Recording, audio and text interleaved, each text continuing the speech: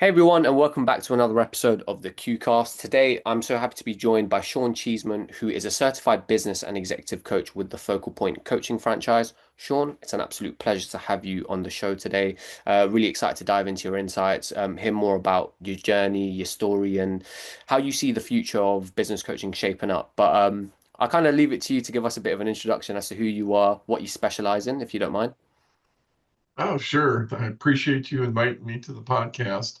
As you said, I'm a business and executive coach with Focal Point. I've had the opportunity in my career to do a lot of different things. I started out in tech sales and did tech service. I was a quality manager, did M&A and finance and product management. And the last 10 to 15 years, I've been a business leader. And um, have always worked with businesses to try and get them better. And a year ago, I kind of sat back and said, what do I like about working with small businesses and how can I do more of that?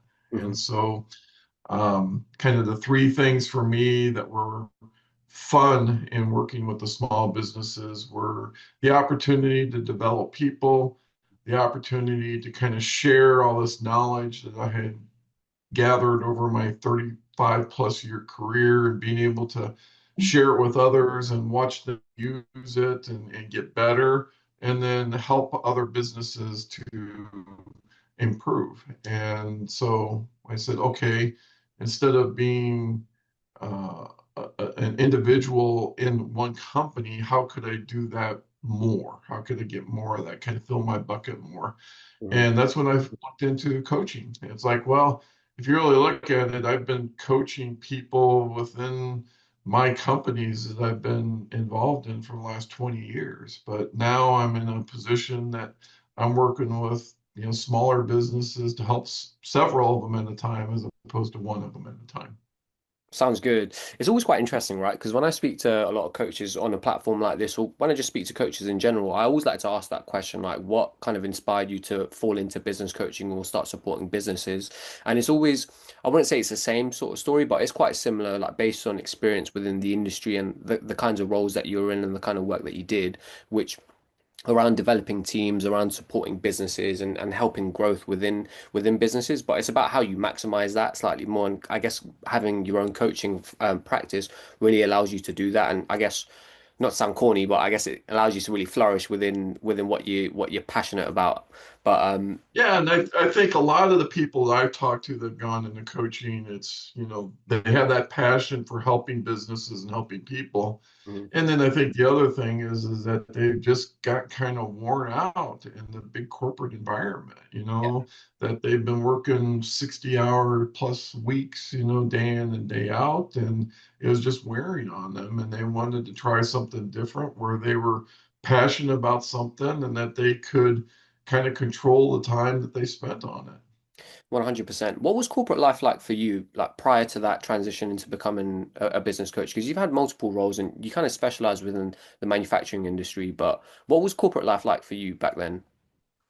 I had some great mentors. I had the opportunity, as I shared, to do a lot of different things. Mhm. When I got out of college, there was no way I could have ever imagined my career would go the way that it did. But so often, what happened is that, people that I was working with, bosses that I had, would see something in me that I wouldn't necessarily see myself, and then would offer me these opportunities. So, for example, you know, being a quality manager. I'd never been a quality manager before. And they said, hey, Shawn, we'd like for you to be the quality manager for this production site. I'm like, well, I don't know anything about being a quality manager. It's like, well, but you know how to work with customers, you know how to deal with people and problem solve. We can teach you the other stuff.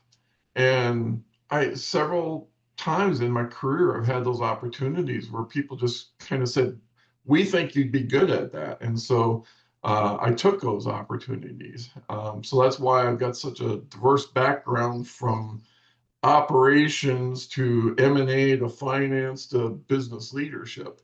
Yeah. The last, 10 plus years, I've been working in small businesses of like $2 million to $60 million. And so, is working with those businesses, and a lot of the times coming in and finding out that the CEO or the owner of the business really hadn't invested too much in training for his people. They kind of did it their way, but they never went out to learn how others did it. And Yeah. so for me, it was a lot of fun coming in and, like I said, sharing my knowledge and asking them questions and saying, well, why are we doing this? And figure out better ways to do it and how we can improve our processes and how we can make our customers happier and stuff like that. So for me, in those corporate environments, it was a lot of fun, but at the same time, I always had other bosses, and I always had bosses that had other demands, Mhm. of my time and my resources and stuff like that. So it was always kind of balancing that, of me working with my teams to do what I think was right, and then also getting some of the um, top-down view of what they thought that I should be spending my time on, and sometimes there was conflict in that. Oh, absolutely. Um, I guess you mentioned those opportunities to kind of develop within leadership roles. Is it a case that, I mean, naturally everybody has aspirations and there's a level of initiative that's required to kind of transition within those roles and kind of, I would say, climb up the corporate ladder. But was that always the case for you? Was it a case that when you entered a business, you always wanted to kind of climb up the ranks, wait for those opportunities to come by, or did you kind of like seize them? Um, I was fortunate in my first, 20 something years of my career that I had some good bosses and some good mentors, and I really didn't have to, what I would say, manage my career. Hmm. People would come to me with opportunities, and Yeah, so I would always, almost always say, yeah, let me try that, no matter how kind of different they were. So that's what led to me doing so many different things. I'd say in the last 10 to 15 years, where I've been leading small businesses, it wasn't really about, moving up the ladder, because typically I was the top person. I was the general manager, I was the president. So there really wasn't a ladder to move up. And it's more about, working with the people in the business to help them get better as well as to improve the business overall. 100%. And with that kind of translating into coaching, I guess you kind of mentioned it yourself, having to kind of I guess within those roles, having to balance between managing your team and then having the demands of the bosses. I guess because you are an entrepreneur, right? Because the practice that you have, it is your It's business. At me. the end of the day, it's That's you, right. yeah, 100%. But I guess it does feel nice, right? Because I experienced it myself when Lawrence and I, my partner, naturally transitioned into becoming business owners ourselves. And if it's like a weight lifted off your shoulder, yes, there's a lot more pressure because you apply that pressure on yourself because it's your business and you want to grow it. But it does feel good because it feels like there's no ceiling. It's like you can operate without a ceiling. And yes, you might have some goals that you want to achieve, but there's always going to be a new one that you could look to go for as well. So it is quite nice. With coaching itself, how did you come across, I guess, did Focal Point approach you? Is that something that you were sort of seeking or? No, I mean, like I said, I've kind of did that introspection and said, how can I do more of these things? And ironically, I met a guy that was a franchise consultant, Mhm. and he and I sat down and had a conversation, and I kind of described what I wanted. And I said, I don't want to own a McDonald's franchise. Yeah, 'Cause that's not me. That's like that would drive me nuts. And yeah, I don't want to own, bricks and mortar and have all these assets and stuff like that. And I shared with him, some of my passion around developing people and businesses and stuff like that. And so he kind of looked into his network of franchises, and he actually gave me two ideas of franchises, and I went through due diligence with both of yeah. them talking to me and vetting me and me vetting them, and ended up choosing Focal Point. Nice. Nice, yeah. I've seen it a lot with I guess what I've liked and what I've really enjoyed about working because naturally we work with a lot of focal point coaches is the fact that it does feel like a really big community, almost like a big family. And it is enjoyable to work with you guys because you all share similar sort of visions and there's like similar characteristics as well. You're all very much people persons, I guess. I don't know if that's the right way of saying it, but I guess so. But yeah, it's quite enjoyable. Did you kind of notice that when you initially started being amongst the group a little bit more? Because naturally you had the group that you graduated with to get your Right. certification, but So yeah, I went through, we only had 9 people go through our training and certification class, but um, that was, we finished 8 months ago, and we still will send each other notes. We'll share information with each other. We get together once a month on a call and just kind of share ideas and just what we're all up to, whether it's business related or personal related and stuff. So we have a pretty strong bond. But I think also I'll kind of comment on kind of that family atmosphere within Focal Point. I was at our national conference a couple yeah. months ago in Boston, and uh, it was a lot of fun to meet people in person that I've met, via Zoom. I mean, all the people I went through training with, we'd never met until we went to this conference. Everything was via Zoom. But there's so many people that, are asking, well, how's it going, Shawn? And people are just so willing to answer questions and willing to help and stuff like that. And I think that's one of the things that's really nice that Focal Point kind of helps to develop within their own people is, that willingness to help each other. And, we don't look at each other as competitors. I mean, in the area that I'm in the Minneapolis, St. Paul area of Minnesota, there's 5 Focal Point coaches, and, we'll help each other. And, as an example, I introduced one of the other coaches I know to a guy that might be helpful because this other coach really did a lot of work with the trades, HVAC, electricians, and stuff like that, which is more than what I would do. And I said, why don't you talk to him? Maybe you can kind of share some ideas and stuff like that. So, helping each other, and we really don't look at ourselves as competing with each other Yeah. as well. No, I can see that a lot, especially when naturally we started working with your team as well. But it does have that kind of atmosphere. There's no kind of like stepping on each other's toes. It's very supportive, and it's like a nice environment to kind of work within as well. Although it's virtual most of the time, it is still quite. It does feel like a bit of a working environment, which is cool. So you've been a part of Focal Point now for around 11 months. I mean, you passed your certification around 8 months ago. What has the first couple of months been like? Because it's not been a full year yet, but for you, what's the first kind of, I guess the first almost year been like for you?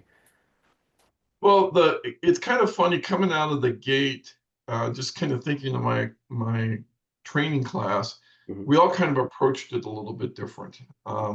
Some of them kind of got out of training, and they immediately started calling people, Hmm. trying to set up meetings and stuff like that. I didn't. I started to make sure that kind of my back office stuff was there. Hmm. One of the things that's nice about Focal Point is, they've got people to help set up a website. I spent a half an hour with a person on Zoom, and 2 hours later, I had a website up. Hmm. And made a couple tweaks. I mean, that's part of buying into the franchise of those Yeah. resources. So, I spent, the first few weeks, making sure that my website was up and running, that I had some content that I could actually share with some people, and doing a little bit of that back office stuff. And then I started talking to, potential clients and going out. I know some other people that kind of did it opposite. They started talking, to those clients. And then 3 months later, they would come to me and they say, "Hey, Shawn, you've done this, right? You've done a website, right? Well, how do you do that?" I was, "Oh, call this person." Or, "What are you doing to keep track of your books?" And I'm like, "Oh, yeah, I use QuickBooks, and this is what you use." And, "What are you using for your virtual online video stuff?" I was like, "Oh, well, yeah, it's Zoom. You got to have Zoom, and you can get a subscription through Focal Point that's a lot cheaper than doing it on your own and stuff." So it's just, each person kind of approached it a little bit different than how they got out of it. Hmm. No, sounds good. I guess for you in the early stages, for client acquisition, not to kind of go into too much detail, but I guess for a lot of folks, they do start to lean into networking groups. They look at potential referral partners as well. Is that something similar that you did? I know a lot of folks sign up to things like BNI and local networking groups and look at chambers too. Yeah, yeah, absolutely. I mean, there's a lot of focal point coaches that, profess how well BNI works for them. Yeah, So that was one of the areas that I went. And in my area of the country, there were 5 BNI groups within 10 miles of me, and I visited all of them.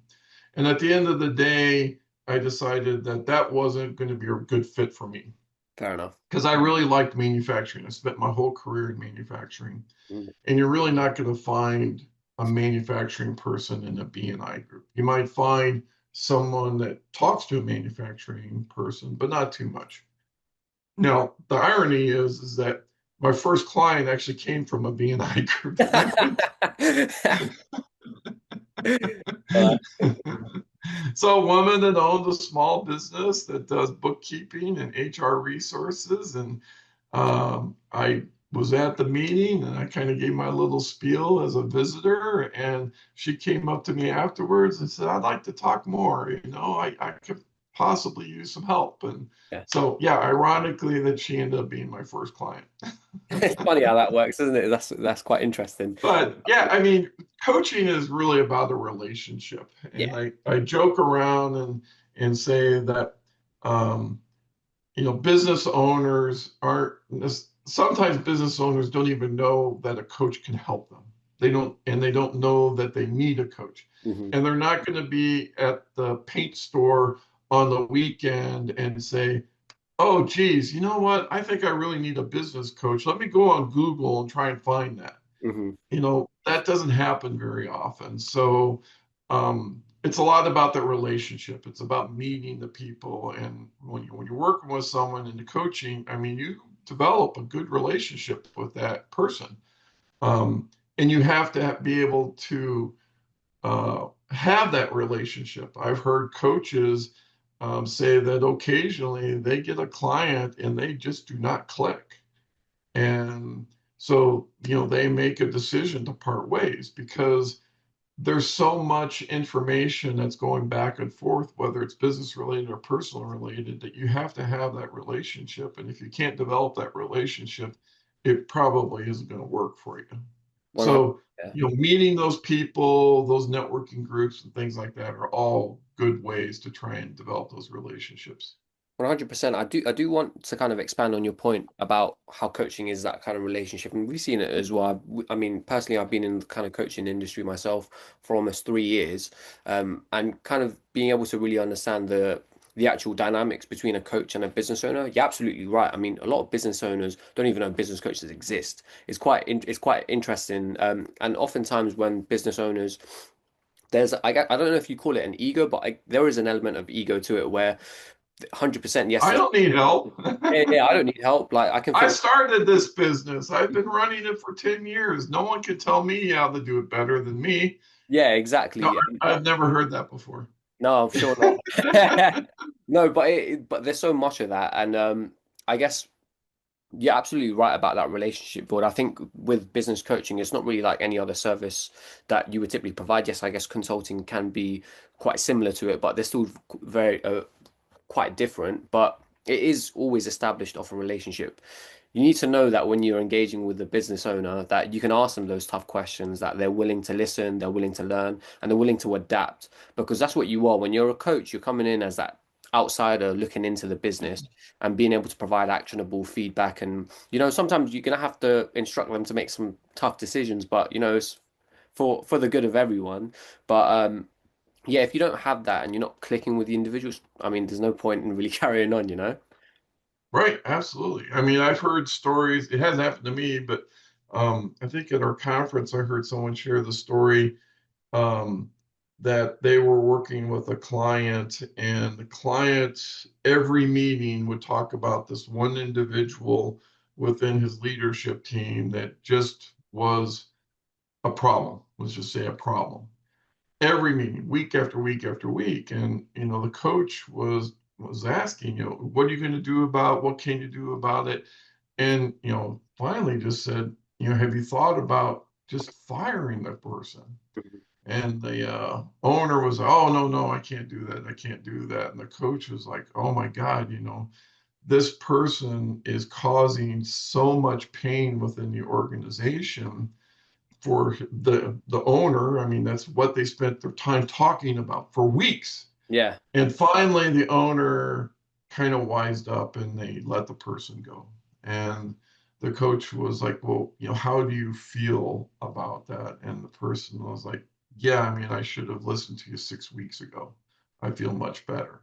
Yeah. And I'm not saying it always works that way, but sometimes, it's a person from the outside that we're not as invested in it in the day to day that you are, that we can provide some guidance, as someone that is on the outside kind of looking in and looking at the facts and doesn't have any emotional investment and stuff in it to be able to ask that owner and challenge them a little bit about what they're doing and does it make sense. At the end of the day, they have to do what they want to do, but it's our job as a coach to try and guide them as much as we can, but they have to make those decisions on their own.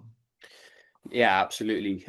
Do you have it on the flip side where, because I mean, I kind of touched on the idea of a business coach and a business consultant, and I guess the coach is the one that's standing on the sidelines, that's giving you directions and making sure that the game or the business is running how it should run. But do you have you ever had any situations with any of your clients where they expect slightly more from you, where they kind of expect a bit more of a consultant role, where they're like, well, can you come in and can you help us with this, or what do you think I should like? Do you ever have situations like that? I haven't had anybody come in and ask me to kind of fix a problem like a consultant would. Hmm. But what is interesting is that first client I was telling you about, Yeah, yeah, when I was working with her, we had gone through several sessions together, and after every session, we have kind of she would give me feedback, how to go, sketch 1 through 5, how would I do, like the advise, whatever. yeah. And so I said to her one time, I said, well, I said, I think one of the things I need to work on is I said, I give too much of my opinion. Okay. I said, I should be asking more questions and I shouldn't be giving much of my opinion. And she's like, no, Shawn, she goes, actually, she goes, that's what I like about you is that you can ask me questions and guide me, but at the same time you've got enough knowledge and background to say, well, have you thought about this or gone this way, or isn't there a better way of doing that? She goes, and that's what I value about our relationship. So Yeah, I think not everybody's going to be exactly the same way, but in sure. that case that was one that she was like, well, she wasn't asking me to fix her problem, but she did appreciate my opinion when it came to a problem that she might have. 100%. It's quite interesting, isn't it, when you have that first client experience? It's kind of like going on your first date, trying to learn everything from the beginning. It's quite funny how stuff like that works out. Sean, I have a bit. I know it's been more of a conversation, but I have one question for you, and for you, kind of looking back on your last 8 months, obviously having started the way you started, obviously naturally building up a base, starting with the website, and then naturally gradually going into the kind of outreach and business development side of things. For you, when you first got started, what's one thing you wish you knew? And that could be based on either a mistake that you've made, a learning that I wouldn't call it a mistake, more of a learning, right? We're coaches at the end of the day. But is there one thing that you wish you knew before you started that would probably give you some kind of an edge, you know? I think understanding kind of expectations, how quickly it's going to happen. Sure. You kind of go through training, you spend a lot of time on, conversations that you would have with people, and it's you do a lot of role playing, and Yeah. as I've said that, well, when you do role playing, you always get to the answer that you want. Yeah, yeah, it's true. You never get a no, So I think kind of looking back, the one piece of advice I would give myself or anybody else coming in is that, there's a lot of no's Mhm. and there's a lot of discussions that you'll have that won't end up as clients, but you just keep having those discussions, keep having them. And then the other thing is that don't forget about those people. You know, there's nothing that says you can't come back and talk to them in 3 months or in 6 months or whatever, but somehow stay engaged with them. Yeah, 100%. I was actually, it's quite interesting that you mentioned that because I was talking to Trisha Stetzel about that a couple of weeks ago. I had her on the podcast as well, and she said it She, doesn't she was my trainer. yeah, yeah, she's great. I mean, she won the Mentor of the Year award as well, well deserved too. I could tell from the conversation as to why as well. But yeah, she was mentioning as well that even if your pipeline is full, or even if you've taken on more work and you're super busy, still continues to have conversations because you never know when a client might leave. You never know when an engagement is going to end. You never know when a business could go through something dramatic and then all of a sudden you lost the client. And actually, for a solopreneur, which is kind of what you guys are. Losing one client can make a very big difference and it can make an impact on the business. But she said it's always good to keep your pipeline warm. And if that means speaking to potential strategic alliances, referral partners, or even new business, you should continue to do that regardless. Is that, I guess, is that something that you share as well? Oh, absolutely, absolutely. And I think a lot of times, the people who've gotten into coaching um, have also kind of learned about not putting all your eggs in one basket. Mm, So when you're an employee with a company, you're kind of at the whims of the company or the owner of the business or whatever. And if they don't want you or something goes bad, then you could be gone tomorrow. mhm. Even though you're doing a great job, you could be gone tomorrow. And I think a lot of times, whether it's someone that gets into fractional work or coaching, where you have many clients, that if you lose one, it's not as significant. I mean, when you are working for a company and they let you go from salary to nothing, Yeah, literally, yeah, in a day. Whereas, okay, if I've got 10 clients and I lose one, okay, I didn't lose it all. I lost a little bit, yeah, And so I think that's one of the things that us of a little older gray hair have learned is that, kind of spreading that out and having several clients so that if one leaves or, like you said, something happens within their business that is a change that was unpredictable and they can't do coaching. And I'm going to go back to this first client of mine. mhm, Um, we're in a pause right now because she's going through cancer treatment. Okay, so all right, I've talked with her. I've said, what can I do to help? I helped her a little bit about what she going to do the transition, help her with her business, blah blah blah. yeah, It's more important about that, but we'll pick it back up, sometime in the fall. But we're sure, going to have 4 months, 5 months, something like that, that we won't be talking, and I won't be getting any money from her sure, either. But sure. it's the right thing to do for her. But if you've got 10 clients, having that one on pause isn't as significant than if you just have one client. Absolutely. Absolutely. I want to touch on your role, and actually, you're a business and executive coach, which means you have, I guess, the ability or you have the certification to be able to support larger scale organizations. For you, what's your kind of favorite? Because everybody, I guess some folks are specialize in certain areas of coaching. Some people are slightly more, they prefer like group coaching. They like that kind of um, networking environment. But for you, where you're able to support smaller SME sized businesses, but also able to support larger scale organizations with that executive level, what's your sort of favorite sort of team dynamic to work with, I guess?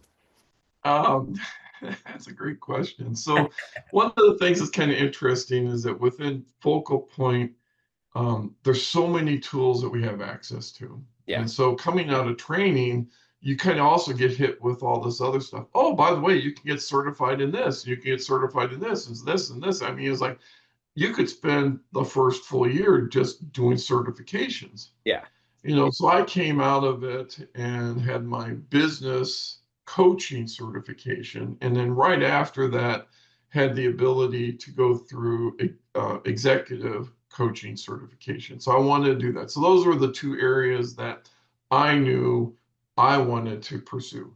There's other areas, with respect to, we have someone that's very good at assessments. He has almost a whole business around assessments. yeah, And I have someone in my cohort that spends a lot of time trying to find businesses that want to transition, to either sell or to a family or whatever, and try and work with them. I think those are cool. I used to do M&A, I'd love to be able Yeah. to do that, but I can't do everything. So right now I'm focusing on the business and the executive side. Do I have a preference, one or the other? I, maybe I have a slight preference towards business coaching just because it's broader, Yeah. because you're working with that business owner as well as how that owner manages and oversees their business. So it's a little bit broader. On the executive coaching, depending upon what the engagement is like, it's a lot more personal associated with it. And there's a little bit of the business side that's kind of sprinkled into it. So, kind of the business coaching, I say, is a little bit broader. So, you get to use a lot more tools, and that would probably be my preference, a little bit more preference. Yeah. Sounds good. Well, I'll leave you with one final question, Sean, and that is if you could give one piece of advice to anybody who's looking to become a coach or potentially looking to invest in a coaching franchise, what would that be? It doesn't have to be one, like let's not restrict you, but any kind of bit of advice that you'd give to somebody looking to make that transition into coaching. Um, Two things. One is that, um, when you get into this business as an entrepreneur, I mean, there's only one person that's responsible, and that's you. Yes. So, knocking on doors, making phone calls, sending emails, having coffee with people, it's all dependent upon you. And then that means that how much business you get is going to be dependent upon that activity. The other thing that I did, and I was surprised it had not really been done, is that when I first got into this business, I've got a finance background, so I put together kind of a projected cash flow for the business. Yeah. I was like, okay, how much money am I going to put into the business? How much money am I going to burn until I start getting clients and start paying for my cost of the business as well as to pay myself?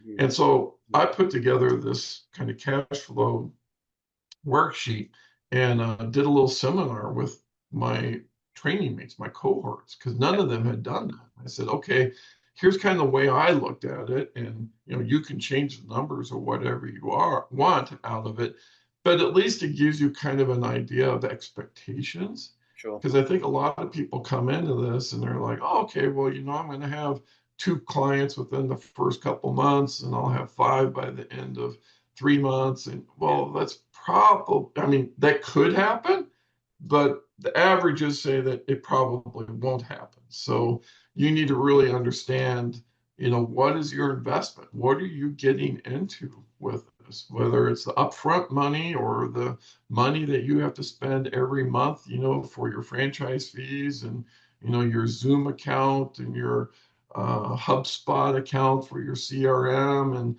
all that stuff that adds up, how much is going to go into that. So I would just say, also spend a little time understanding your numbers and what, it's going to take. Awesome. Awesome. No, that's really good advice. Sean, thank you so much for your time. I guess I kind of wanted to, I know I said that was the last question, but do you have any questions for me? One more, one more, one more. No, this has been great. I appreciate the opportunity to sit down and talk with you about it. It's been fun.